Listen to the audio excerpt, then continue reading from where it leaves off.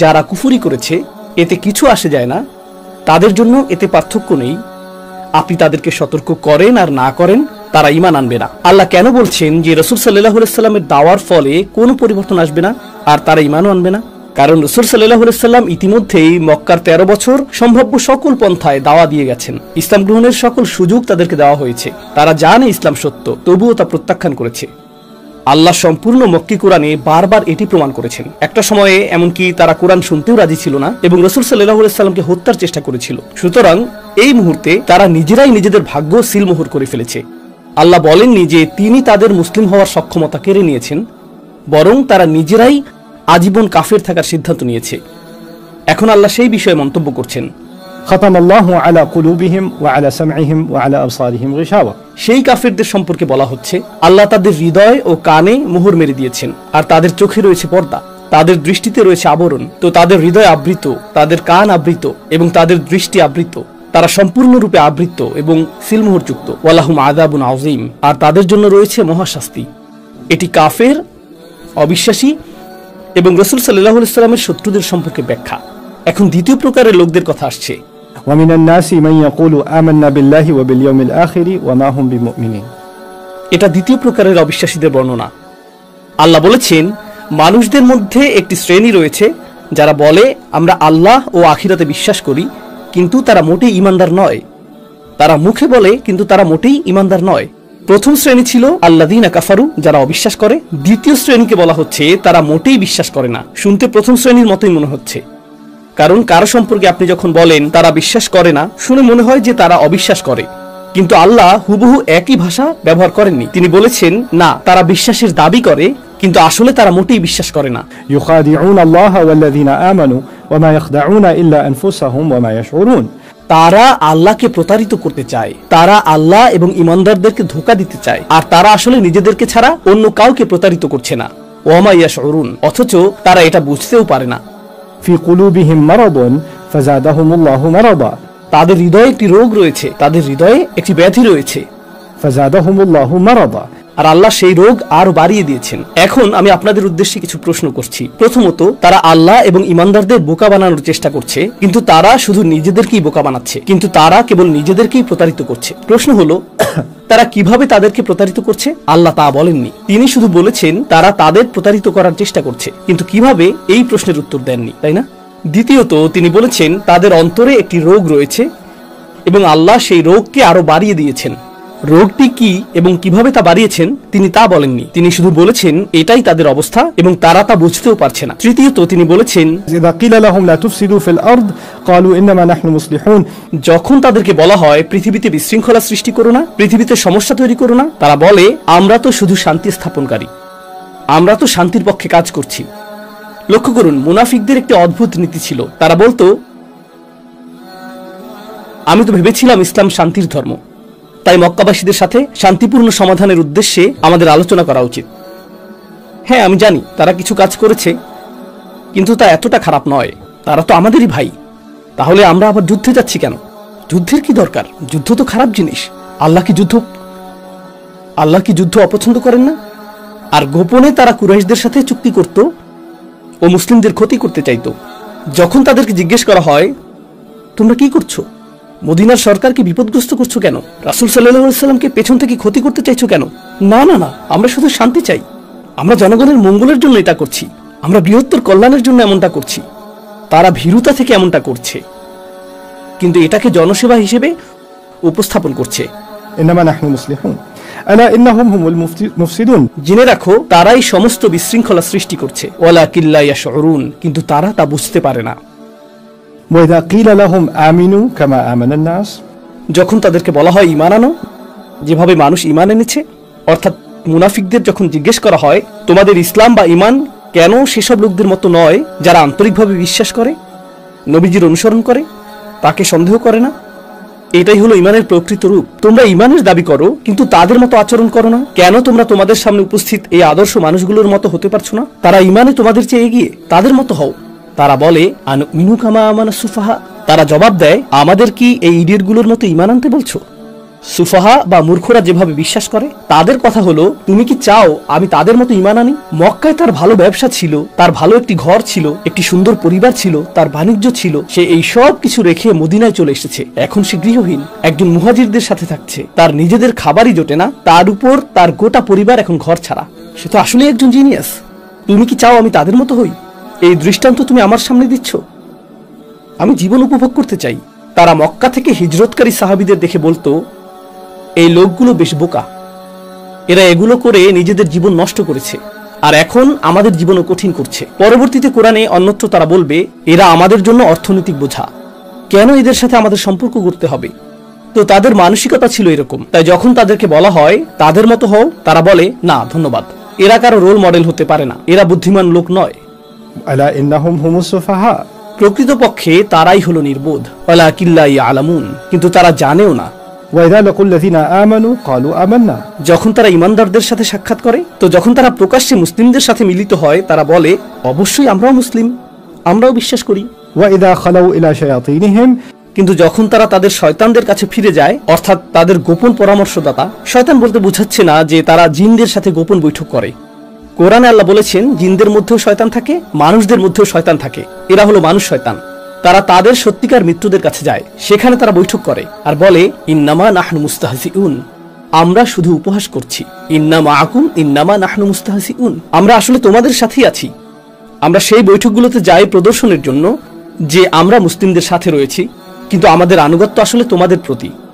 আমরা শুধু উপহাস করতে সেখানে যাই, আমরা মুসলিমদের সাথে শুধু খেলা করছি। ইন্নামা নাহনু মুস্তাহজিউন, আর আল্লাহ বলেন, আল্লাহু ইস্তাহজিউ বিহিম ওয়া ইয়ামুদ্দুহুম ফি তুগয়ানিহিম ইয়ামাহুন, আর আল্লাহই তাদেরকে নিয়ে খেলা করছেন। বাস্তবে আল্লাহই তাদের সাথে উপহাস করছেন, আর আল্লাহ তাদেরকে তাদের বিদ্রোহ অব্যাহত রাখতে দিচ্ছেন। তারা অন্ধের মতো ঘুরছে।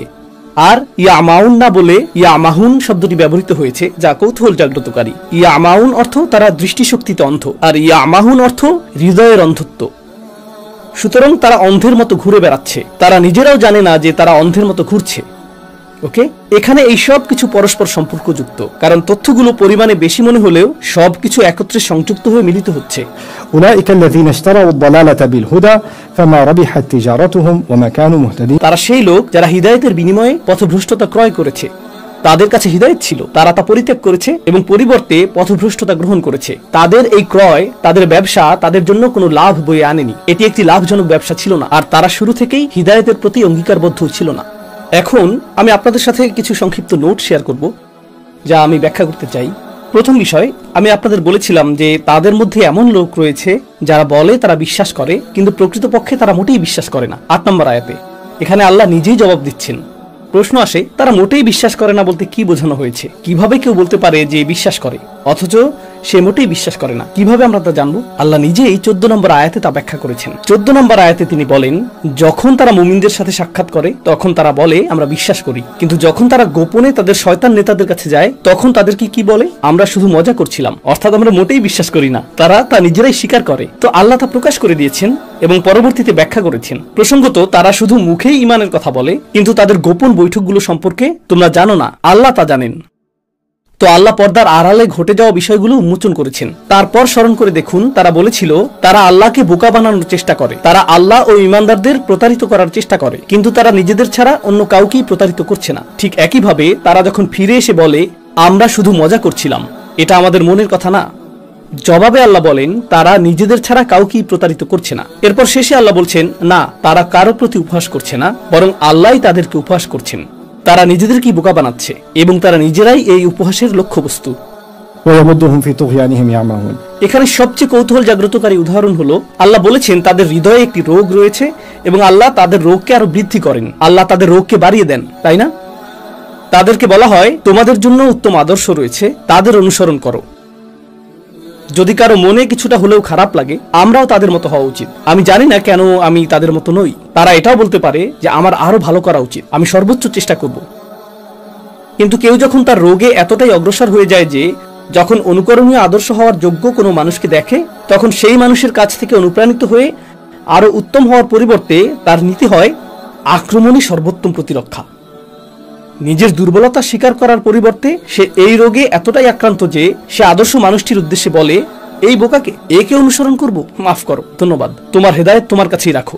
পথভ্রষ্টতায় তারা এত দূর এগিয়ে গেছে। এখন এটি বেশ খারাপ, বর্ণিত এই অবস্থা বেশ খারাপ। উপমার প্রসঙ্গে যাওয়ার আগে আমি চাই আপনারা দুটি গুরুত্বপূর্ণ বিষয় উপলব্ধি করুন। প্রথম বিষয়টি হলো, তারা মনে করে তারা সত্যিই চতুর। আপনি যদি এই আয়াতগুলো লক্ষ্য করেন, তারা মনে করে যে তারা একটি দ্বৈত খেলা খেলছে। তারা মুসলিমদের সম্পর্কে এমন ধারণা দিচ্ছে যে মুসলিমরা এতটাই বোকা, মুসলিমরা ধরতে পারবে না, তো তারা এই দ্বৈত খেলা খেলবে এবং অন্য স্থানে আনুগত্য প্রদর্শন করবে, আর কেউ তা বুঝতে পারবে না।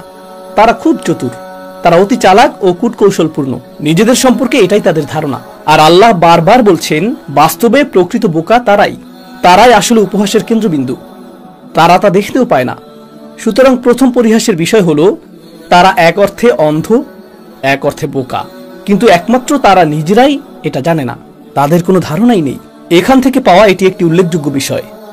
সম্পূর্ণ এই উপমাটি থেকে পাওয়া দ্বিতীয় উল্লেখযোগ্য বিষয় হলো একটি তুলনা। এই তুলনাটির দিকে আমি এখন আপনাদের মনোযোগ আকর্ষণ করতে চাই। আমি কিন্তু এই বিষয়ে আগামীকাল আপনাদের জিজ্ঞেস করব, কারণ আমাদের এটা আগামীকালও দরকার হবে। ফেরাউনের সাথে কার তুলনা করা হয়েছিল? আমি ভুলে গেছি। কুরাইশদের। একজন মনে রেখেছে, আপনি ভালো মনোযোগী। বনী ইসরায়েলের সাথে কার তুলনা করা হয়েছিল? মুনাফিকদের। এখন আপনি যদি মুনাফিকদের জনসংখ্যা দেখেন, তারা মক্কা থেকে হিজরত করেনি। আমরা যাদের মুনাফিক বলে বিবেচনা করি তাদের অধিকাংশ, এবং কারো কারো নামও আমরা জানি, তারা ছিল মদিনার স্থানীয় জনগোষ্ঠী, তারা মদিনার স্থানীয় লোকজন। ওকে, আর মদিনাতে ইহুদিরাও ছিল। তো তাদের মধ্যে শুধু মিলই ছিল না, তারা সবাই একই অঞ্চলের অধিবাসী, তারা একই এলাকার। এখন দুটো দলের কথাই ভাবুন, এবং ভাবুন যে তাদের পরস্পরের মধ্যে কি কি মিল ছিল। মদিনার মানুষরা এক হতে চাইছিল, তাদের ছিল একাধিক গোত্র, আওস ও খাজরাজে একাধিক শাখা গোত্র ছিল, এবং তারা একটি কেন্দ্রীয় সরকার গঠনের চেষ্টা করছিল। যদি তাদের 14টি শাখা গোত্র থাকে, ক্ষুদ্র গোত্র, প্রতিটি গোত্রের নিজস্ব কমিটি, কাউন্সিল, নেতা ছিল। আর আমরা সবাই জানি, যখন মানুষের মধ্যে একটি কমিটি থাকে এবং তাদের মিটিং হয়, একটি সিদ্ধান্ত নেওয়া খুব সহজ হয়, তাই না? সকলে তাৎক্ষণিক একমত হয়ে যায় না, এতে দীর্ঘ সময় লাগে। যখন আপনার একটি ব্যবসা থাকে আর সেই ব্যবসায়ের মালিক আপনি হন, আপনাকে মিটিং ও আলোচনা করতে হয় না, কমিটিও গঠন করতে হয় না, এবং প্রথম কমিটি কি করছে তা যাচাই করার জন্য আরেকটি কমিটি থাকে না। আপনি একাই সিদ্ধান্ত নিতে পারেন, তাই না? যেহেতু এটা আপনারই ব্যবসা, আপনি দ্রুত সিদ্ধান্ত নিতে পারেন। তো আওস ও খাজরাজ বুঝতে পেরেছিল, আমাদের 14টি শাখা গোত্র আছে, প্রতিটি গোত্রের একটি কমিটি আছে এবং মতামতের পরিমাণ অনেক বেশি, তাই আমরা সহজে সিদ্ধান্ত নিতে পারছি না এবং শহরটিও ক্ষতিগ্রস্ত হচ্ছে। আমাদের সকলের স্বার্থেই একজন রাজা থাকা উচিত।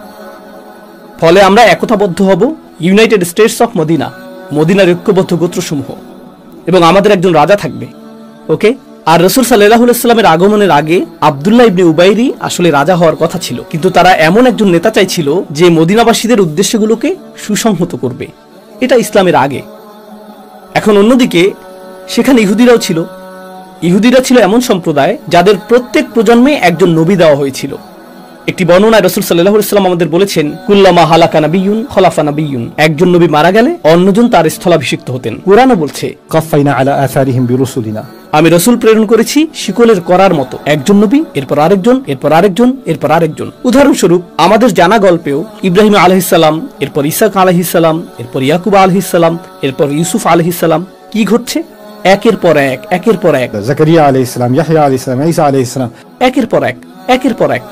মুসা আলাইহিস সালামের সাথেই হারুন আলাইহিস সালাম। একটি ধারাবাহিকতা, নিরবিচ্ছিন্ন একটি পরম্পরা চলছে। এমনকি মুসা আলাইহিস সালামের গল্পের শেষের দিকেও ইয ক্বালা মুসা লিফাতাহু, সেই যুবক সম্পর্কে কিছু তাফসীরকারকদের মতামত যে তিনি আসলে একজন নবী, ইউশা। তো ঈসা আলাইহিস সালাম পর্যন্ত নবুয়তের এই ধারাবাহিকতা অব্যাহত ছিল। বনী ইসরাইলের শেষ নবী, অর্থাৎ তাদের কাছে আসা সর্বশেষ নবী ছিলেন ঈসা আলাইহিস সালাম। তো 6 শতাব্দী ধরে কোনো নবী তাদের কাছে আসেনি, এমনকি তাদের কাছেও আসেনি। আর তারা এটা বুঝতে পেরেছে। কেউ কেউ বলে যে নবীজির 400 বছর আগে অথবা 700-800 বছর আগে আরেকজন নবী এসেছিলেন। ইহুদিদের বর্ণনায় তারা শেষ নবীর কথা উল্লেখ করেছে, তারা সর্বশেষ নবীর অপেক্ষায় ছিল। তাদের কিছু আলেম এমনকি বলেছেন, বিরতিটি যেহেতু এত বড়, এর অর্থ সর্বশেষ রাসূল আসছেন। এবং তারা তাদের বর্ণনা অনুযায়ী সর্বশেষ রাসূল সম্পর্কে একটি বিষয় জানত, সর্বশেষ রাসূল আসবেন এবং তিনি আমাদের সবাইকে বিজয়ের দিকে নিয়ে যাবেন। সর্বশেষ রাসূল সম্পর্কে এটাই ছিল তাদের বিশ্বাস।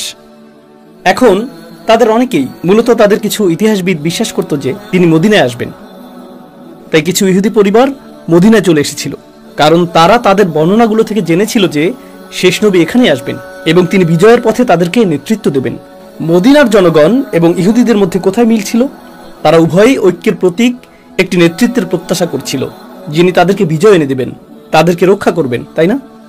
তারা উভয়ই এমনটা খুঁজছিল। সুতরাং তাদের মধ্যে এই মিলটি ছিল, যা কৌতূহল জাগ্রতকারী। তাদের আর কি মিল ছিল? তাদের নিজেদের মধ্যে প্রচুর সংঘর্ষ হতো, এদেরও নিজেদের মধ্যে অনেক লড়াই হতো। তারা নিজেদেরকে অধিক বুদ্ধিমান আর অধিক জ্ঞানী মনে করত, ইহুদিরাও নিজেদেরকে অধিক বুদ্ধিমান ও জ্ঞানী মনে করত। ইহুদি বা জেন্টাইলদের ব্যাপারে ইহুদিদের সমস্যা ছিল, সেই রসুল আমাদের মধ্য থেকেই হতে হবে, আমাদের মধ্য থেকেই একজনকে হতে হবে। যখন নবী সাল্লাল্লাহু আলাইহি ওয়াসাল্লাম মদিনায় গেলেন, তিনি কি মদিনার স্থানীয় নাকি অভিবাসী ছিলেন? তিনি ছিলেন অভিবাসী। সো তার ব্যাপারে ইহুদিদের সমস্যা ছিল, কারণ তিনি ইহুদিদের মধ্য থেকে নন। আর তার ব্যাপারে মদিনার রাজনীতিবিদদেরও সমস্যা ছিল, কারণ তিনি মদিনার জন্মগত বাসিন্দা বা কোনো গোত্রের সদস্য নন। কিভাবে আমরা মক্কার একজন বিদেশিকে আমাদের সরকার প্রধান বানাবো? আর তার মন্ত্রিসভার সবাই তো মক্কার মানুষ। হঠাৎ এসব কি শুরু হলো? সুতরাং এক অর্থে রাসূল সাল্লাল্লাহু আলাইহি ওয়াসাল্লামকে নিয়ে তাদের সমস্যা উভয় পক্ষের জন্যই অত্যন্ত সাদৃশ্যপূর্ণ, উভয় পক্ষের জন্যই একই ধরনের সমস্যা। তো আল্লাহ যখন এই আয়াতে মুনাফিকদের বর্ণনা করছেন, তখন এক অর্থে মুনাফিকদের উদ্দেশ্যে কথা বলার সময় ইহুদি সম্প্রদায়ের দিকেও ইঙ্গিত করা হচ্ছে। কারণ যখন আমরা সূরা বাকারায় ইহুদিদের বর্ণনা পাঠ করব, তখন দেখবেন নুমিনু বিমা উনজিলা আলাইনা ওয়া ইয়াকফুরুনা বিমা ওয়ারাআহু, তারা বলে আমাদের প্রতি যা নাজিল হয়েছে তাতে আমরা বিশ্বাস করি। আর আল্লাহ বলছেন না, তারা অবিশ্বাস করে। তারা বলে আমরা বিশ্বাস করি। মুনাফিকরা কি বলে? আমরা বিশ্বাস করি। আল্লাহ বলেছেন ওমা হুম বিমুমিনিন, তারা মোটেও বিশ্বাসী নয়। তারপর ইউখাদিউনাল্লাহ ওয়াল্লাযীনা আমানু, তারা আল্লাহ ও ঈমানদারদের ধোঁকা দিতে চায়। পরবর্তীতে সূরা বাকারায় ইহুদিদের পক্ষ থেকে এই ধোঁকাবাজির কিছু নিদর্শন আপনারা দেখতে পাবেন। তো আল্লাহ মুনাফিকদের তুলনা করবেন। যখন তিনি মুনাফিকদের কথা বলছেন, তখন তা ইহুদিদের কিছুটা পীড়া দিয়েছে। আর যখন আল্লাহ ইহুদিদের কথা বলেছেন, তখন তা কাদের পীড়া দিয়েছে? মুনাফিকদের। এটা যেন তাদের মধ্যকার দ্বিমুখী সম্পর্ক, ঠিক যেমন সম্পর্ক রয়েছে কুরাইশ ও ফেরাউন এবং ফেরাউন ও কুরাইশদের মধ্যে, এটা এরকমই। এখন আল্লাহ একটি উপমা প্রদান করতে চলেছেন এবং এই উপমাটি বিস্ময়করভাবে উভয়কে আঘাত করবে। তো এখন উপমার প্রথম অংশটি দেখা যাক। মাসালুহুম, তাদের উপমা হলো কামাসালিল্লাযী ইসতাওকাদা নারা, সেই ব্যক্তির উপমার মতো যে আগুন জ্বালানোর চেষ্টা করছে। মাসাল শব্দটি সম্পর্কে আমি শুধু একটি মন্তব্য করব। ইবনে আশুর রাহমাহুল্লাহ তার তাফসিরে বলেছেন, খুবই চমৎকারভাবে তিনি বলেছেন, মাসাল আরবদের মাঝে সচরাচর ব্যবহৃত ধারণা না, যতক্ষণ না এমন চিত্র অঙ্কন করা হতো যা ছিল অভূতপূর্ব। এরকমটা তারা সচরাচর করতো না, আর একবার ব্যবহার করলে তা স্থায়ী বাক্যে পরিণত হতো, স্থায়ী বাক্যাংশের মতো। তখন এর মাঝে তারা শব্দগত পরিবর্তন আনতো না। বাংলা ভাষায় আমরা এটাকে বলি প্রবাদ প্রবচন। প্রবাদগুলো অপরিবর্তিত থাকে, আপনি এর শব্দমালা পরিবর্তন করেন না, যেমন আছে তেমনই রাখেন, তাই না? তো মাসাল শব্দটি এমন কিছু বোঝাতে ব্যবহৃত হতো যা এত শক্তিশালী যে তারা জানতো যে এটি বারবার প্রতিধ্বনিত হতে থাকবে। সুতরাং যে কেউ মাসাল তৈরি করতে পারতো না। এটি আসলে মাকুলা عند العرب, আর এজন্যই তাদের বিখ্যাত উক্তিগুলো মাসাল নামে পরিচিত, সেগুলো আমসাল নামে পরিচিত। কিন্তু আল্লাহ মাসাল শব্দটি ব্যবহার করেছেন আর তারপর কা ব্যবহার করেছেন। মাসালুহুম কামাসালিল্লাযী ইসতাওকাদা নারা, এই কা যা সাধারণত শুধু তুলনার মাধ্যম, এর অর্থ অনুরূপ। এই দুটির সমন্বয় ইঙ্গিত করে আল্লাহ একটি পরিস্থিতির সাথে আরেকটি পরিস্থিতির তুলনা করেছেন। কোন ব্যক্তির সাথে ব্যক্তির তুলনার পরিবর্তে, জিনিসের সাথে জিনিসের তুলনার পরিবর্তে তিনি মূলত একটি পরিস্থিতির সাথে আরেকটি পরিস্থিতির তুলনা করেছেন। এখন এখানেই তাফসীরটির চমৎকারিত্ব প্রকাশিত হচ্ছে। মুনাফিকদের এই অবস্থা বোঝানোর জন্য, একটি ধারণা দেওয়ার জন্য আল্লাহ বলেছেন এটা এমন একটি অবস্থার উপমা যেন কেউ আগুন জ্বালানোর চেষ্টা করছে, কেউ আগুন জ্বালানোর চেষ্টা করছে। এখন কে আগুন জ্বালানোর চেষ্টা করে? এমন ব্যক্তি যে মরুভূমিতে ভ্রমণ করছে, ঠান্ডায় জমে যাচ্ছে, সে রয়েছে ঊষর প্রান্তরে, তাই না? তারপর সে কিছু কাঠ জড়ো করে, কিছু পাথর নিয়ে চেষ্টা করে স্ফুলিঙ্গ তৈরি করতে, যাতে আগুন জ্বালাতে পারে। আপনি আগুন জ্বালানোর চেষ্টা করেন না যখন অট্টালিকায় বসবাস করেন, যদি শখের বশে তা না করেন।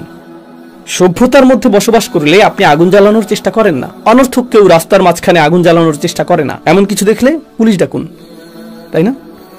আগুন জ্বালানোর ধারণাটি হলো আপনাকে ঊষর প্রান্তরের মাঝখানে থাকতে হবে আগুন জ্বালানোর জন্য। এখান থেকে আমরা একটা বিষয় জানতে পারলাম, আরবরা উন্নত সভ্যতার ধারক ছিল না, তারা ছিল মরুবাসী।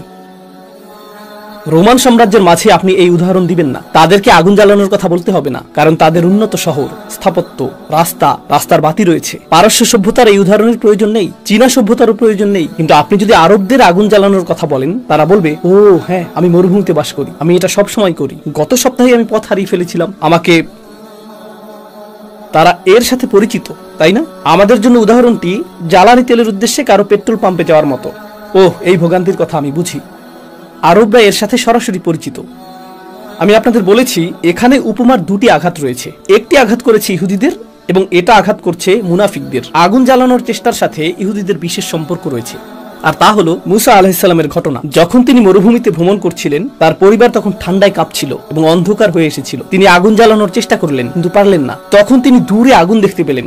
তো চিন্তার একটি ক্ষেত্র তৈরি হলো, ও আগুন জ্বালানো, এখানে কি বলা হচ্ছে? ইস্তাওকাদা নারা, কেউ আগুন জ্বালানোর চেষ্টা করছে। এখন এটা ব্যাখ্যার দুটি বিকল্প উপায় আছে, আমি পরে বলবো কোনটি আমার কাছে যুক্তিসঙ্গত মনে হয়। তো একটি উপায়ে এই অংশটির ব্যাখ্যা করা হয়েছে।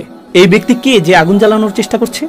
আল্লাযী ইস্তাওকাদা নারা, এক ব্যক্তি আগুন জ্বালানোর চেষ্টা করছে। এর একটি ব্যাখ্যা হলো আল্লাহ ইহুদিদের কথা বলছেন, যারা 600 বছর ধরে কোনো নবী দেখেনি, আর তারা শেষ নবীকে খুঁজে বের করার জন্য কঠিন চেষ্টা করছে, যিনি তাদের নেতৃত্ব দেবেন। সুতরাং তাদেরকে তুলনা করা হয়েছে এমন ব্যক্তির সাথে যে আগুন জ্বালানোর চেষ্টা করছে। কারণ অন্ধকারে একবার যদি সে আগুন খুঁজে পায়, তখন সে জানবে কোথায় যেতে হবে, কিভাবে আত্মরক্ষা করতে হবে। অবশেষে তার সমস্যার সমাধান হবে, আর তাকে ঠান্ডায় জমে যেতে হবে না। তার সকল সমস্যার কারণ হলো তার কাছে আগুন নেই।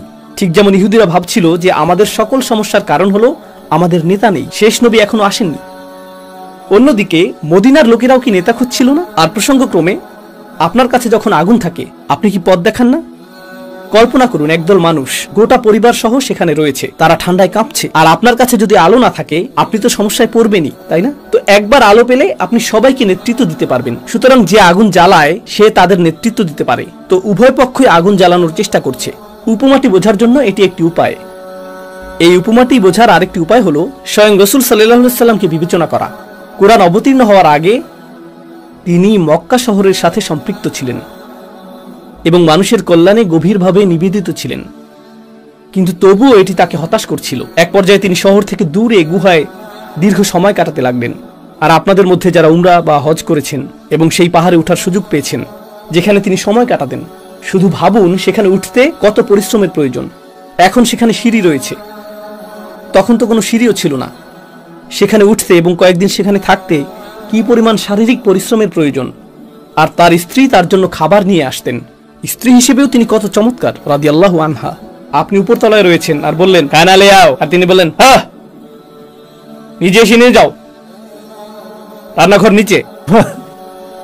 তিনি পাহাড়ে তার জন্য খাবার নিয়ে যেতেন, আবার নিচে আসতেন। তারা ছিলেন বিশেষ মানুষ। যাই হোক, তিনি গুহার উপরে ধ্যানমগ্ন, ভাবছেন। তিনি কি ভাবছেন? সিরাত বিশেষজ্ঞদের মধ্যে তিনি কি ভাবছিলেন এই বিষয়ে বিভিন্ন তথ্য রয়েছে। আমার কাছে যে মতটি যুক্তিসঙ্গত মনে হয়েছে তা হলো তিনি ভাবছিলেন এই সকল বিশৃঙ্খলার সমাধান কি। যেমন আমি গরিবদের সাহায্য করতে চেষ্টা করছি, কিন্তু দারিদ্র্য বেড়েই চলছে। আমি অত্যাচারিত মানুষদের সাহায্য করতে চাই, কিন্তু অত্যাচার আরো বাড়ছে। মনে হয় যেন এর কোনো শেষ নেই। আপনি যদি মানব সেবায় নিয়োজিত থাকেন, তাহলে দেখবেন বাস্তবিকই যারা অনেক মানবিক কাজ করে, সময়ের ব্যবধানে তারা আশাবাদী হয় না, বরং তারা আরো হতাশাগ্রস্ত হয়। কারণ তারা সমস্যাটা দেখে, তারা এতটুকু সাহায্য করে, তাদের সাহায্যের গ্রাফ বাড়ছে। আমরা আগে 5% সাহায্য করতে পেরেছি, এই বছর 7% করতে পারবো, পরের বছর করতে পারবো 10%, কিন্তু সমস্যা বাড়ছে 300%, 400%, এই হারে। সমস্যার গ্রাফটি সমাধানের গ্রাফের চেয়ে অনেক দ্রুত গতিতে এগিয়ে যাচ্ছে। তখন আপনি উপলব্ধি করতে শুরু করেন, হতাশা আপনাকে আঘাত করতে শুরু করে। তো নবীজি কোনো একটি আলোর খোঁজ করছিলেন, তাই না? আর আপনি কল্পনা করতে পারেন আল্লাহ রাসূল সাল্লাল্লাহু আলাইহি সাল্লাম যখন সেই পাহাড়ের উপরে ছিলেন, আমার মনে হয় তিনি হয়তো আগুন জ্বালানোর চেষ্টা করতেন পাহাড়ে রাত কাটানোর জন্য, তাই না?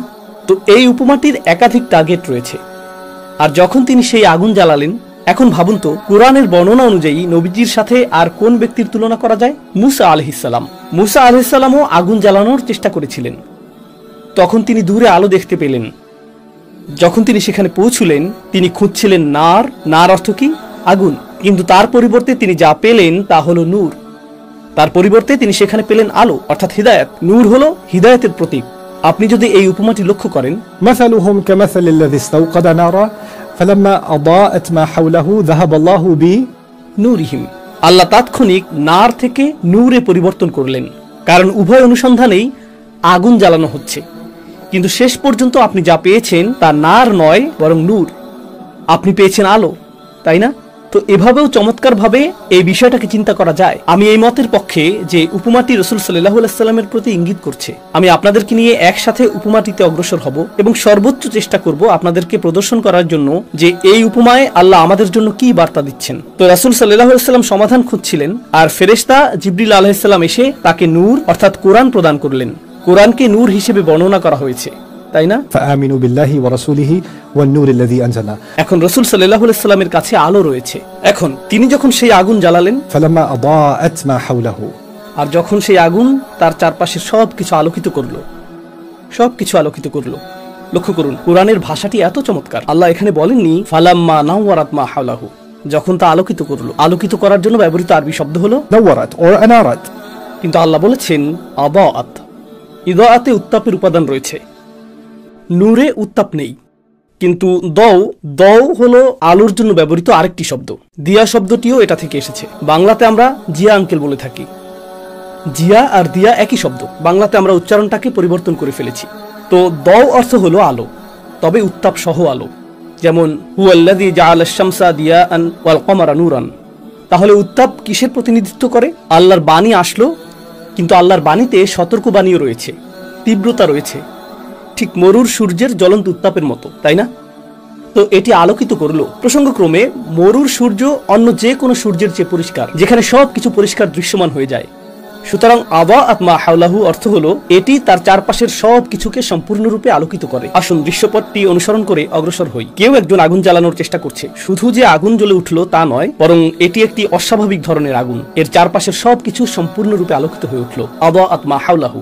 এখন আগুন জ্বালানোর উদ্দেশ্য হলো শুধুমাত্র এই ব্যক্তিটি যে আলোর প্রত্যাশী তা না, বরং আশেপাশের সকলের প্রয়োজন কিছুটা আলো, কিছুটা উষ্ণতা, কিছুটা নৈকট্য। এরপর আল্লাহ অত্যন্ত অদ্ভুত একটি বাক্যাংশ ব্যবহার করলেন। তিনি বলেছেন যাহাবাল্লাহু বিনূরিহিম। এটা অনুবাদ করা কঠিন। প্রথমে আমি একটি খারাপ অনুবাদ দিচ্ছি। আল্লাহ তাদের নূর সরিয়ে দিলেন, আল্লাহ তাদের নূর অপসারণ করলেন। এর আক্ষরিক অনুবাদ হবে আল্লাহ তাদের নূর নিয়ে গেলেন। আল্লাহ তা নিয়ে গেলেন অর্থাৎ তিনি নিজে, আল্লাহ তা নিজের সাথে নিয়ে গেলেন। যাহাবাল্লাহু বিনূরিহিম। ওকে, এখন এখানে কি ঘটছে তা বোঝার চেষ্টা করি। কারণ এই মুহূর্তে আল্লাহ একজন ব্যক্তির কথা বলছিলেন যে আগুন জ্বালালো, কিন্তু হুম বা তারা সর্বনামটি দিয়ে কাকে বোঝানো হচ্ছে? ইবনে আশুরের ব্যাখ্যা অনুযায়ী এটি তাজরিদ। তাজরিদ অর্থ হলো আল্লাহ প্রথমে একটি দৃশ্যের কথা বলছিলেন, তারপর তিনি সেই দৃশ্যের কথা বলা বন্ধ করে বাস্তবতার কথা বলছেন। তিনি বলছেন আল্লাহ মুনাফিকদের থেকে তাদের আলো নিয়ে নিয়েছেন, তিনি ইহুদিদের কাছ থেকে তাদের আলো নিয়ে নিয়েছেন, তিনি কাফিরদের থেকে তাদের আলো নিয়ে নিয়েছেন, তিনি তাদের ঈমানের সব আলো মুছে দিয়েছেন। অন্য চিন্তাবিদগণ বলেন না, তিনি এখনো উপমার মাঝেই রয়েছেন। তো আমি দৃশ্যটিকে চলমান রেখে আপনাদের সাথে আলোচনা এগিয়ে নিয়ে যাব। কল্পনা করুন আপনি আর আমি মরুভূমিতে পথ হারিয়ে ফেলেছি। কোথায় যেতে হবে আমরা জানি না। আর আমাদের মধ্যে একজন আগুন জ্বালানোর চেষ্টা করছে। অবশেষে সে আগুন জ্বালাতে সক্ষম হলো। আমরা সবাই কি আশা করছিলাম? কেউ একজন আগুন জ্বালাবে। হ্যাঁ। মদিনার মানুষরা কি আশা করছিল? তারা একজন একক নেতা পাবে। হ্যাঁ। ইহুদিরা কি আশা করছিল? যে তাদের শেষ নবীর সন্ধান পাবে। হ্যাঁ। আবার মক্কায় এমন লোকও ছিল যারা অন্ধকারে ছিল, কিন্তু তারা জানতও না তাদের আলোর প্রয়োজন, তারা তা জানতো না। আর আল্লাহ বলেছেন আল্লাহ তাদের নূর নিয়ে নিয়েছেন। যাহাবাল্লাহু বিনূরিহিম। এটা অত্যন্ত চমকপ্রদ অপ্রত্যাশিত উদাহরণ, এবং আমি চাই আপনি এটিকে পূর্বের আয়াতগুলোর আলোকে বুঝুন। আমি যে আয়াতগুলো আগে ব্যাখ্যা করেছি বুঝার ক্ষেত্রে এখন সেগুলো কাজে লাগবে। যখন তাদেরকে ঈমান আনতে বলা হলো, অন্য মানুষেরা যেভাবে ঈমান এনেছে, তখন তারা কি বলেছে? আমরা কি এই বোকাদের মতো ঈমান আনবো? এই বোকাদের মতো? অন্য কথায় তাদেরকে বলা হলো নবীজির কাছাকাছি থাকো, আর রাসূল সাল্লাল্লাহু আলাইহি সাল্লামের সঙ্গী সাহাবীদের কাছাকাছি থাকো, যারা রাসূল সাল্লাল্লাহু আলাইহি সাল্লামের কাছ থেকে শিখছেন, যারা নৈকট্য প্রাপ্ত, যারা সেই আলোর কাছাকাছি যা ঈমানের উষ্ণতা ছড়ায়। কিন্তু তারা বলে না ধন্যবাদ, আমরা দূরেই থাকবো, তাই না? তারা বলে না না না, আমরা নিরাপদ দূরত্ব বজায় রাখবো। তুমি আমাকে এখানে যোগ দিতে বলছো? না না না, আমি এই আগুনে পুড়ে যেতে চাই না, আমি দূর থেকেই ভালো আছি, আমি এখান থেকেই দেখতে পাচ্ছি। না ধন্যবাদ, দূরে থাকাই যথেষ্ট। আর যারা সেখানে আছে তারা কাছাকাছি গিয়ে বলে হ্যাঁ হ্যাঁ আমরাও এখানে রয়েছি। তারাই আবার ফিরে গিয়ে বলে আমরা আসলে এটাকে সিরিয়াসলি নেইনি। তো তারা এর কাছাকাছিও আসতে চায় না, আর যদি তারা আসেও শুধুমাত্র লোক দেখানোর জন্যই আসে, তাই না? উপমাটিতে রয়েছে আল্লাহ তাদের আলো কেড়ে নিয়েছেন। এর দ্বারা আসলে কি বোঝাচ্ছে? তারা সেই স্থানেই ছিল, আল্লাহ শুধু আলোটি নিয়ে গেলেন, আল্লাহ সেই আলোটি নিয়ে গেলেন। কিন্তু বাস্তবে কি ঘটছে? রাসূল সাল্লাল্লাহু আলাইহি ওয়াসাল্লাম সেখানেই, তাদের মধ্যেই রয়েছেন, সাহাবীগণ তাদের মধ্যেই রয়েছেন। কে সেখান থেকে চলে যাচ্ছে? তারা। আল্লাহ বলতে পারতেন অবশেষে যখন আলো আসলো তারা চলে গেল, তাই না? কারণ তারাই তো দূরে সরে যাচ্ছে, কিন্তু আল্লাহ তা বলেননি। আল্লাহ বলেছেন আল্লাহই তাদের আলো কেড়ে নিয়েছেন। বিষয়টা আপনি কিভাবে বুঝবেন? আপনি যদি আগের আয়াতগুলো লক্ষ্য করেন তাহলে দেখবেন যখনই আল্লাহ কোনো প্রতিক্রিয়ার কথা বলেন তারা আল্লাহকে নিয়ে উপহাস করে। মূলত আল্লাহই তাদের নিয়ে উপহাস করছেন। তারা আল্লাহকে বোকা বানানোর চেষ্টা করে, কিন্তু প্রকৃতপক্ষে তারা নিজেদেরকেই বোকা বানাচ্ছে। আয়াতগুলোতে বারবার দেখতে পাবেন তারা কিছু করে আর আল্লাহ তার জবাবে কিছু করেন, তারা কিছু করে আর আল্লাহ তার জবাবে কিছু করেন। কিভাবে আল্লাহ তাদের আলো কেড়ে নিলেন? তাদেরকে ক্রমাগত দূরে সরে যেতে দিয়ে। এভাবেই আল্লাহ তাদের আলো কেড়ে নিলেন। এমন নয় যে আল্লাহ আলো নিয়ে চলে গেছেন, আলো এখনো রয়েছে। মজার বিষয় হলো আরবি ভাষায় যাহাবুন নূর, আলো চলে যাওয়া বলতে অন্ধত্বকে বোঝানো হয়। এক্ষেত্রে একটি উদাহরণ দিচ্ছি। আরে ভাই, শীঘ্রই সে আলো জ্বালাবে, এখানে আরো উজ্জ্বল হয়ে উঠবে, বেশ ভয়ঙ্কর অবস্থা। আর যে মুহূর্তে আলো জ্বলে উঠে আপনি অন্ধ হয়ে যান। এখন পরিহাসের বিষয় হলো বাইরে অত্যন্ত উজ্জ্বল, সেই উজ্জ্বলতা থেকে একমাত্র সেই ব্যক্তি উপকৃত হতে পারে না যে অন্ধ, অথবা যে নিজের চোখকে বেঁধে রাখার সিদ্ধান্ত নিয়েছে।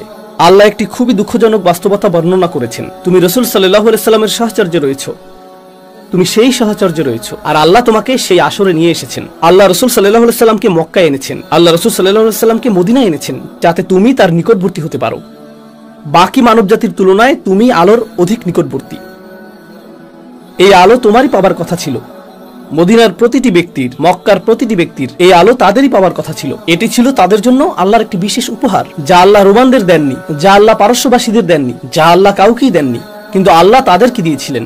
আর বিষয়টা আশ্চর্যজনক যে তারাই এটা থেকে অন্ধ হয়ে গেল, তারাই এর থেকে উপকৃত হতে পারলো না। নূরিহিম বাক্যাংশটি লক্ষ্য করুন, যাহাবাল্লাহু বিনূরিহিম, তাদের আলো। আল্লাহ বলতে পারতেন আল্লাহ আলো সরিয়ে নিয়েছেন। যাহাবাল্লাহু বিন-নূর আও যাহাবাল্লাহু বিনূরিহি আও বিনূরিন নার, তিনি এর যে কোনোটি ব্যবহার করতে পারতেন। তিনি বলেছেন যাহাবাল্লাহু বিনূরিহিম, তাদের নূর, অর্থাৎ আলোটি তাদের জন্যই সেখানে ছিল, এটি তাদের জন্যই ছিল, কিন্তু যখন তারা এর কদর করল না, তা কেড়ে নেওয়া হলো। তাই এই তুলনাটি উপলব্ধি করুন। আপনি যদি আপনার চোখ কালো কাপড়ে বেঁধে রাখেন এবং 6 মাস ধরে তা আবদ্ধ রাখেন, এর মাঝে খুললেন না, যখন আপনি চোখ খুলবেন কি ঘটবে? আপনি অন্ধ হয়ে যাবেন। যদি আপনার পা আপনি বেঁধে রাখেন, সব সময় বিছানায় শুয়ে থাকবেন, পা শক্ত করে বেঁধে রাখবেন, রক্ত চলাচল বন্ধ, আর 6 মাস ধরে এভাবেই শুয়ে থাকলেন, তারপর কি আপনি দাঁড়াতে সক্ষম হবেন? না। আল্লাহ একটি ফিতরা সৃষ্টি করেছেন। আল্লাহ পৃথিবীতে আপনাকে একটি সামর্থ্য দিয়েছেন, আল্লাহ আপনাকে একটি সামর্থ্য দিয়েছেন, আল্লাহ আমাকে একটি সামর্থ্য দিয়েছেন। যদি আমরা সেই সামর্থ্য ব্যবহার করতে অস্বীকার করি, যদি আমরা তা ব্যবহার করতে অস্বীকার করি, আপনি তা হারিয়ে ফেলবেন। আল্লাহ তাদেরকে সামর্থ্য দিয়েছেন আলো দেখার, তার উষ্ণতা অনুভব করার, তার নিকটবর্তী হওয়ার। যখন তারা বারংবার তা অস্বীকার করলো, আল্লাহ কি করলেন? আল্লাহ সেই আলোর কদর করার সামর্থ্য তাদের থেকে কেড়ে নিলেন। আল্লাহ সেই আলো থেকে তাদেরকে অন্ধ করে দিলেন। তাই তারা রাসূল সাল্লাল্লাহু আলাইহি সাল্লামের ঠিক পাশেই বসে থাকতে পারে, কিন্তু তাদের হৃদয় দেখতে পায় না যে এটি আল্লাহর রাসূল। তারা স্বয়ং রাসূলুল্লাহ সাল্লাল্লাহু আলাইহি সাল্লামের কণ্ঠে কুরআন শুনতে পারে সাল্লাল্লাহু আলাইহি ওয়াসাল্লাম, আর তা তাদেরকে মোটেও প্রভাবিত করে না, কারণ এখন তারা সম্পূর্ণ অন্ধ। তারা বারংবার নিজেদেরকে তা থেকে বঞ্চিত করেছে। সেজন্য আল্লাহ তাদের থেকে সেই সামর্থ্য কেড়ে নিয়েছেন। তাদের সেই সামর্থ্য পক্ষাঘাতগ্রস্ত হয়েছে, তা কেড়ে নেওয়া হয়েছে। যাহাবাল্লাহু বিনূরিহিম, এটা হলো সেই লোকদের ব্যাপারে প্রদত্ত দৃশ্যপট। ওয়া তারাকাহুম ফি যুলুমাত, আর তিনি তাদেরকে রেখে দিলেন অন্ধকারে, তার উপর অন্ধকার, তার উপর অন্ধকার। একাধিক অন্ধকারের অর্থ কি?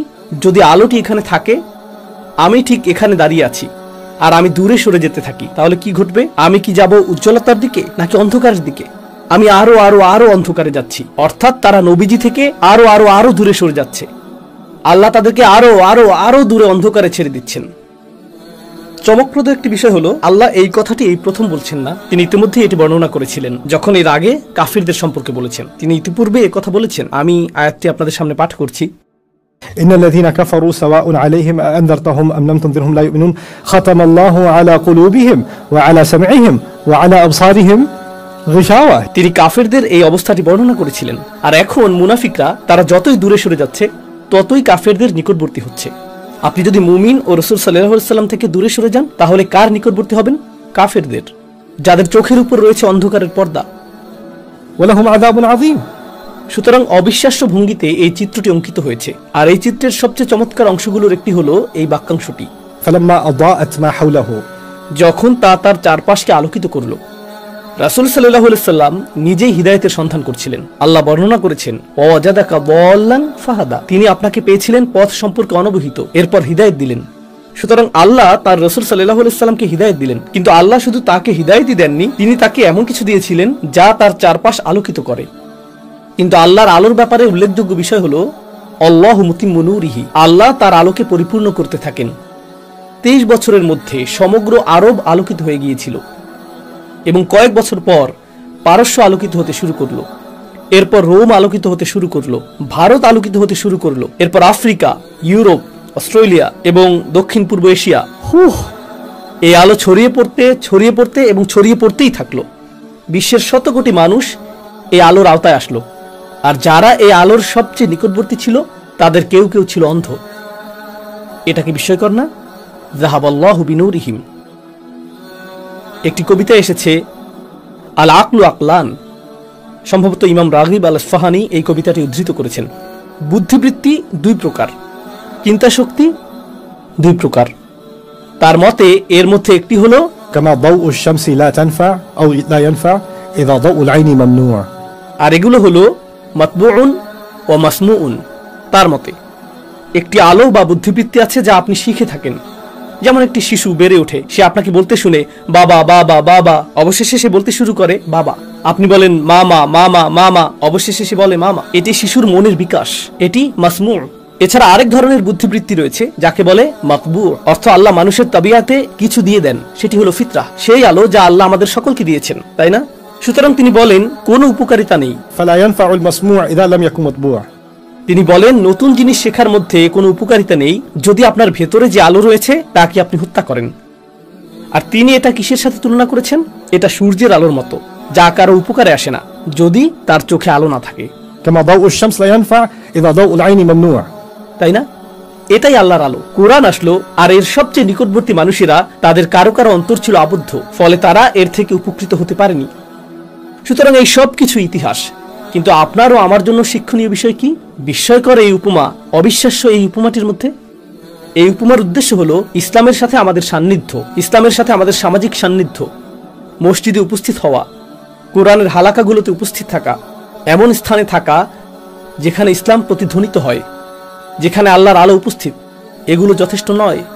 আপনি সেখানে উপস্থিত থাকতে পারেন আর অন্ধ হতে পারেন, আপনি সেখানে থাকতে পারেন আর তা আপনাকে ভেদ করে চলে যেতে পারে। কেউ এটা থেকে নিরাপদ নয়, আমাদের কেউ এটা থেকে নিরাপদ নয়। এটা হতে পারে যে আপনি ঠিকঠাক চলছিলেন, তারপর আপনি ধীরে ধীরে কিন্তু নিশ্চিতভাবে পিছলে যেতে শুরু করলেন। আপনি কিন্তু শারীরিকভাবে দূরে সরে যাচ্ছেন না। যখন আপনিও আমি আল্লাহর দেয়া সেই নিয়ামতকে কাজে লাগানো বন্ধ করে দেই, আল্লাহ আমাদের কাছ থেকে সেই সামর্থ্য উঠিয়ে নিতে শুরু করেন, ফিতরা সংক্রান্ত অন্য ব্যাপারগুলোতে যেরকম ঘটে থাকে। তো তিনি বলছেন সুম্মুম বুকমুন উমিউন ফাহুম লা ইয়ারজিউন। শেষ একটি বিষয় আমি আপনাদের সাথে শেয়ার করব, তারপর আজ রাতের জন্য আপনাদেরকে ছেড়ে দেব। একটি বিখ্যাত আয়াত, সুম্মুন তারা বধির, সুম্মুন বুকমুম তারা বোবা, তারা কথা বলতে পারে না, এবং তারপর উমিউন তারা অন্ধ। কিন্তু আগের আয়াতে যখন তাদেরকে অন্ধকারে রেখে দেওয়া হয়েছে, সেটা কি অন্ধত্বের অনুরূপ না? তাদেরকে অন্ধকারে রেখে দেওয়া হয়েছে, তো অন্ধকার তাদেরকে অন্ধ করেছে, অথবা তাদের দৃষ্টিশক্তি হারিয়ে গেছে যা তাদেরকে অন্ধ করে, অথবা শেষ আয়াতটিতে বাইরের অন্ধকারের কথা বলা হয়েছে যা দৃষ্টিশক্তিকে অকেজো করে দেয়। এখন এই আয়াতটি দৈহিক অন্ধত্বের দিকে ইঙ্গিত করছে, উমিউন। কিন্তু আপনার মনে হতে পারে যে এখানে অন্ধত্বই প্রথমে উল্লেখিত হওয়ার কথা, কারণ আগের আয়াতটি ছিল অন্ধকার সম্পর্কিত। তাই আপনি আশা করেন যে আল্লাহ হয়তো প্রথমে অন্ধত্বের কথা বলবেন, কিন্তু তিনি অন্ধত্ব প্রথমে উল্লেখ করেননি। তিনি প্রথমে বধিরতার উল্লেখ করেছেন, তারপর বাক প্রতিবন্ধকতা, তারপর অন্ধত্বের কথা উল্লেখ করেছেন, সুম্মুম বুকমুম এবং সবশেষে উমিউন। এই ক্রমটি আসলেই অসাধারণ, এটি আসলেই অসাধারণ। তো আসুন এই ক্রমটি নিয়ে চিন্তা করি। এটি আসলে তাজরিদের সবচেয়ে উল্লেখযোগ্য উদাহরণগুলোর একটি। তাজরিদ অর্থ হলো আল্লাহ একটি চিত্রের কথা বলছেন, কিন্তু তিনি মূলত সেই চিত্রের কথা বলছেন না। সেই চিত্রটি ব্যবহৃত হচ্ছে কোনো বাস্তবতা বর্ণনা করার জন্য। তো এখন তিনি চিত্রটি সরিয়ে ফেলবেন এবং বাস্তবতা নিয়ে কথা বলা শুরু করবেন। আর এই চিত্রে আলো হলো আগুনের মতো, কিন্তু বাস্তবে সত্যিকারের আলো হলো এমন কিছু যা শ্রুতিগোচর। আধ্যাত্মিক আলো দেখা যায় না, আধ্যাত্মিক আলো শোনা যায়। কোরআনকে আলো হিসেবে বর্ণনা করা হয়েছে, কিন্তু কোরআন দেখা যায় না, কোরআন কি শোনা যায়।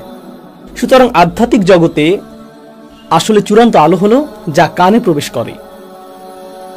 আরবিতে প্রচলিত একটি কথা আমার মনে পড়ছে, أساء سمعا فأساء إجابة.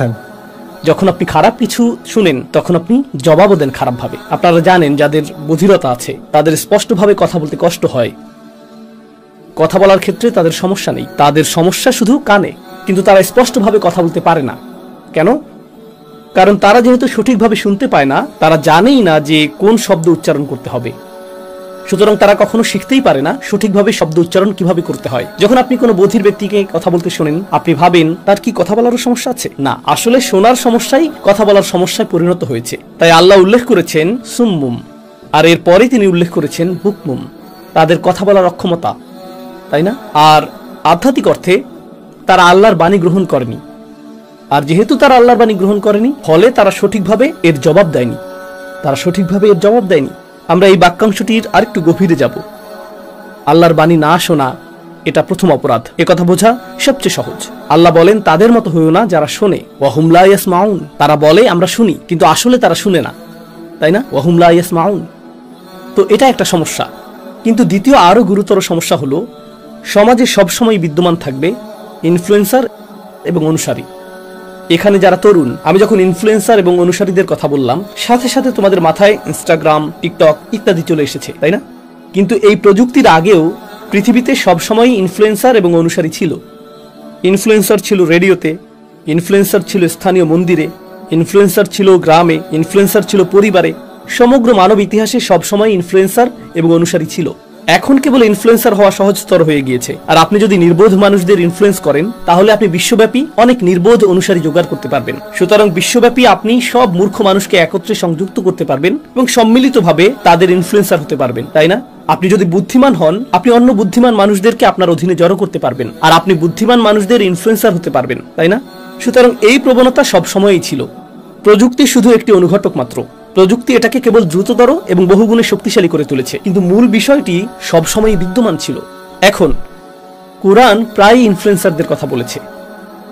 আমি আবার বলছি, কোরআন প্রায় ইনফ্লুয়েন্সারদের কথা বলেছে। কেন? কারণ ইনফ্লুয়েন্সাররা সাধারণত একটি বিশাল সমস্যা তৈরি করে। কারণ ইনফ্লুয়েন্সাররা প্রচুর পরিমাণে কাকে প্রভাবিত করে? অনুসারীদের। তো মাক্কি কোরআনে আল্লাহ মিলিয়নিয়ারদের কথা বলেছেন, তিনি রাজনীতিবিদদের কথা বলেছেন, তিনি সমাজের নেতাদের কথা বলেছেন। কেন? কারণ অন্য সবাই তাদের মতো হতে চায়। সবাই কামনা করে তাদের যদি একই রকম ঘোড়া থাকতো, তাদের যদি একই রকম উট থাকতো, তাদের যদি একই রকম প্রাসাদ থাকতো, তাদের যদি একই রকম পোশাক থাকতো। অন্য সবাই ইনফ্লুয়েন্সারদের মতো পোশাক পরছে, অন্য সবাই ইনফ্লুয়েন্সারদের মতো যানবাহনে চড়তে চায়, সবাই ইনফ্লুয়েন্সারদের মতো এলাকায় থাকতে চায়, সবাই ইনফ্লুয়েন্সারদের মতো হতে চায়। হাজার হাজার বছর আগেও এমনটা ঘটতো। এই যুগে কি এমনটা ঘটে?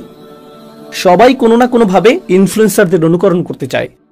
একজন সেলিব্রিটি এক ধরনের টি শার্ট পরিধান করে, তখন টি শার্টের বিক্রি বেড়ে যায়। একজন সেলিব্রিটি এক ধরনের পানীয় তুলে নিয়ে পান করে, তখন সেই পানীয়ের বিক্রি বেড়ে যায়। সেলিব্রিটি অনুমোদন। সেলিব্রিটি বলল আমি এই রেস্তোরাঁটি অথবা সেই রেস্তোরাঁটি পছন্দ করি, ব্যাস সবাই অনুসরণ শুরু করলো, সবাই যাওয়া শুরু করলো। আর কোম্পানিগুলো তাদের পণ্যের বিজ্ঞাপন বাবদ এই সকল ইনফ্লুয়েন্সারদের বড় অঙ্কের টাকা দেয়, তাই না? তাই কোরআন ইনফ্লুয়েন্সারদের বিরুদ্ধে কথা বলছে, কিন্তু কোরআন কখনো কখনো অনুসারীদের বিরুদ্ধেও বলেছে। এখন এখানে এই আয়াতে এটি এক অর্থে উভয়ের বিরুদ্ধেই বলেছে। ইনফ্লুয়েন্সাররা শুনতে অস্বীকার করেছিল, তারা শুনতে অস্বীকার করেছিল। তারা আলোর সবচেয়ে কাছাকাছি, সেজন্য তাদের সবচেয়ে বেশি সুযোগ রয়েছে উপলব্ধি করার এবং গ্রহণ করার, কিন্তু তারা তা চায় না।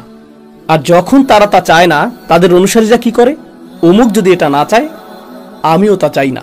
এটা যদি কল্যাণকর হতো, আমার প্রিয় ইনফ্লুয়েন্সার এটা পছন্দ করত।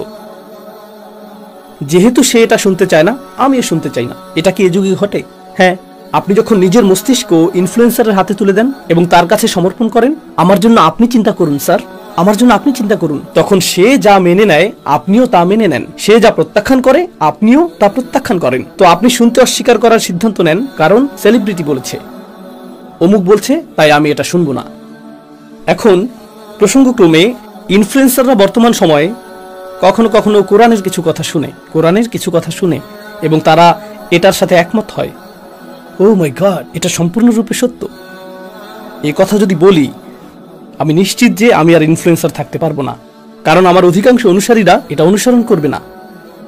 তাই হয় আমি যা বিশ্বাস করি তা বলতে হবে, না হয় আমার অনুসারীদের ধরে রাখতে হবে, তাই না?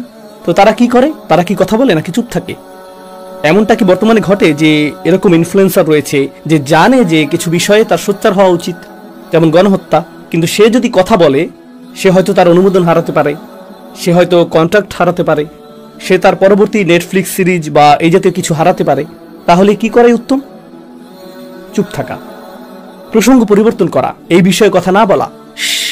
এটা নিয়ে কথা বলো না। হেই, আপনি কিছু বললেন না কেন? কি বলবো? আপনি কি বলছেন? আমি বুঝতে পারছি না আপনি কিসের কথা বলছেন। জানেন এরা কি? বুকমুন, বোবা।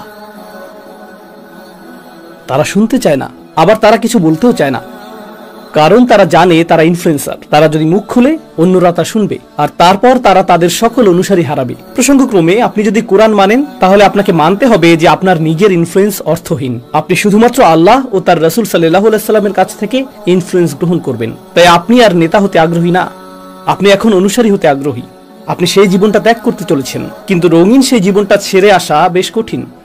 তাই আপনি সত্যিই কি মনে করছেন সেই বিষয়ে কথা না বলাই আপনার কাছে উত্তম। সেজন্য আপনি চুপ থাকেন। আর অন্যদিকে রয়েছে অনুসারীরা এমন, কোরআন যা বলেছে আমি তা আসলেই পছন্দ করি, কিন্তু আমি তো এই সেলিব্রিটির অনুসারী। আমি যদি কোরআনের পথে চলি, আমার সকল বন্ধুরা যারা নিজেরা অনুসারী তারা আমাকে ঘৃণা করবে, তারা আমাকে ক্লাব থেকে বের করে দেবে। আমি কোরআনের সাথে একমত হতে পারবো না, আমি এর বাণীগুলোর সাথে একমত হতে পারবো না। তাহলে আমার গোটা সামাজিক গ্রুপটি আমাকে ত্যাগ করবে, তারা আমার মেম্বারশিপ ব্যাজ কেড়ে নেবে, তারা আমাকে ব্লক করে দিবে, আমার কমেন্টে কেউ লাইক রিয়েক্ট দিবে না। আমি যদি কোরআনের সাথে একমত হই, এই সব কিছু শেষ হয়ে যাবে, পরিণাম অনেক ভয়াবহ। তাই আমি বুকমুন থাকবো, আমি বুকমুন, আবকাম থাকবো, আমি চুপ থাকবো, আমি কিছু বলবো না। আর তারপর রয়েছে অমিউন, অন্ধ। আমি শুধু ভান করব যে আমি এটা দেখিনি, আমি চিন্তা করতে চাই না। অমিউন শব্দটি রূপক অর্থেও প্রযোজ্য, শুধুমাত্র দৈহিক অন্ধত্বই না, কোনো কিছুর অস্তিত্ব জানা সত্ত্বেও আপনি এটাকে না দেখার চেষ্টা করছেন। আমি তো কিছু দেখিনি। জানেন এটা কি? ইচ্ছাকৃতভাবে কিছু উপেক্ষা করা, যদিও সেটা উপস্থিত। আর আপনি যদি এতে মনোযোগী হন, তাহলে বাস্তবতা বেরিয়ে আসতে পারে। আল্লাহ বলেছেন আদা আতমা হাওলা, অর্থাৎ চারপাশের সব কিছু আলোকিত হয়ে গেছে, ফলে তা উপেক্ষা করা অসম্ভব। এই আয়াত আমাদের শিক্ষা দেয় যে অন্ধত্বের আগেও মূলত রয়েছে শুনতে অস্বীকৃতি এবং বিবেক অনুযায়ী সত্য বলতে অস্বীকৃতি। এই দুটি জিনিস যদি বিদ্যমান থাকে, সেখান থেকে অন্ধত্বের সৃষ্টি হয়। প্রথম আয়াতটি ছিল অন্ধত্ব সম্পর্কিত, দ্বিতীয় আয়াত অর্থাৎ এই আয়াতটি সুম্মুম বুকমুন উমিউন আসলে অন্ধত্বের উৎস বর্ণনা করছে। অন্ধত্ব কোথা থেকে আসে? এই লোকেরা কিভাবে এত অন্ধ হতে পারলো? আজকাল আপনি সোশ্যাল মিডিয়াতে দেখবেন মানুষ কথা বলছে এবং তারা একদম অযৌক্তিক কথা বলছে, আর আপনার অবস্থা এমন, এটা কিভাবে সম্ভব যে এই ব্যক্তি এই কথা বিশ্বাস করে? এটা কিভাবে সম্ভব? কিভাবে সে বাস্তবতার প্রতি এতটা অন্ধ হতে পারে? আর আপনি যদি কিছুটা চিন্তা করেন, তখন দেখতে পাবেন এর পেছনে রয়েছে সুম্মুন এবং বুকমুন, যা অমিউনকে ব্যাখ্যা করে। এটা তাই ব্যাখ্যা করে। এরপর অবশেষে আল্লাহ বলছেন ফাহুম লা ইয়ারজিউন, ফলে তারা ফিরে আসবে না, যা এই চিত্রটিকে পূর্ণতা দিচ্ছে। খেয়াল করে দেখুন, এরকম মনে হচ্ছিল যেন আল্লাহই তাদের আলো কেড়ে নিয়েছেন। আল্লাহ যদি প্রকৃতই তাদের আলো কেড়েই নিতেন, তাহলে আয়াতটি এভাবে শেষ হতো, আল্লাহ আর আলো ফিরিয়ে আনবেন না। কিন্তু আয়াতটি এভাবে শেষ হয়নি, আয়াতটি শেষ হয়েছে তারা আর ফিরে আসবে না। তাহলে আয়াতটি আমাদের কি শিক্ষা দিচ্ছে? আল্লাহ মূলত ছেড়ে চলে যাননি।